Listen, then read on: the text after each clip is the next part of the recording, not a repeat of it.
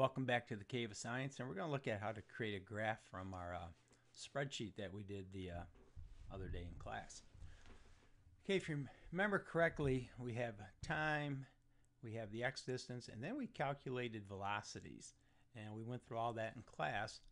And what we want to do now is create a graph of time versus velocity. So what we need to do here is let's highlight B. And if you get the hand there, let's move it over. Highlight C, and we'll move it back over. Now we've got the two things we want to look at.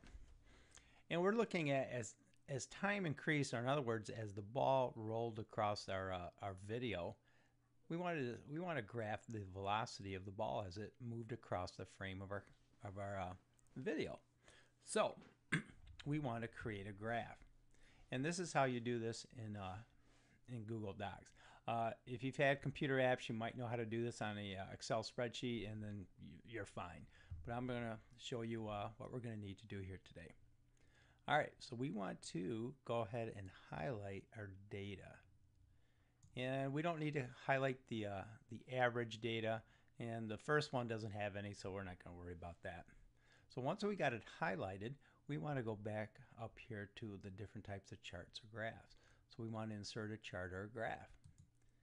And when we click on that, we get different types that we can have. We're going to click on, they give you some recommended types. So we're going to click on the line, and actually that doesn't look too bad. So we're going to use that one. The different chart types, we're going to use line here. So then from there, we need to customize it. Okay, the first thing we need to do is always give your chart a title. And I'm gonna say a floating object.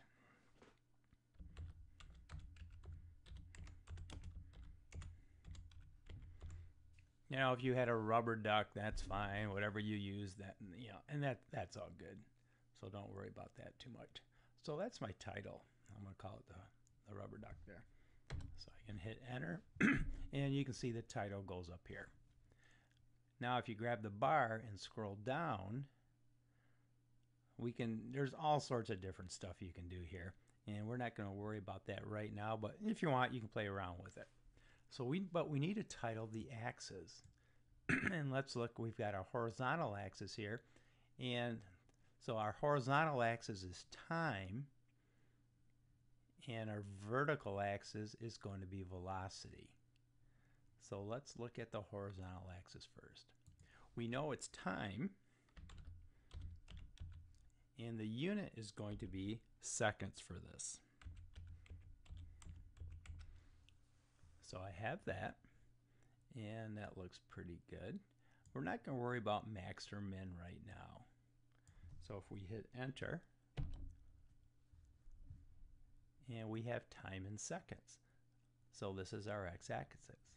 All right, let's go to the drop down arrow over here and click on that, and let's use the left vertical.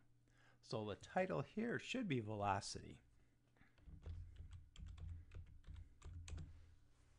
In our velocity here, we have our title, and we are going to look at, so we need to put in what is going to be the units here. And so for velocity, the units are going to be feet per second. So we can go feet, and we can go slash per second. Now if you wanted to go ft/s, that would be fine too. And once we have that, we can go ahead and hit enter, and there's our velocity.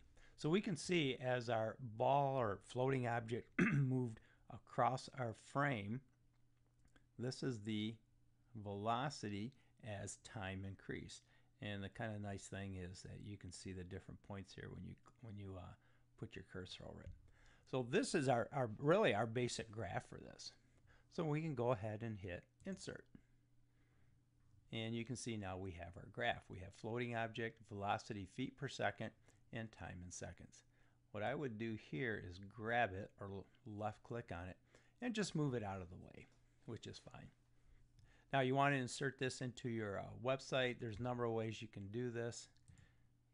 If you get in here, you can get in here, you can copy chart, you can save the image, whatever you need to do to get into your website.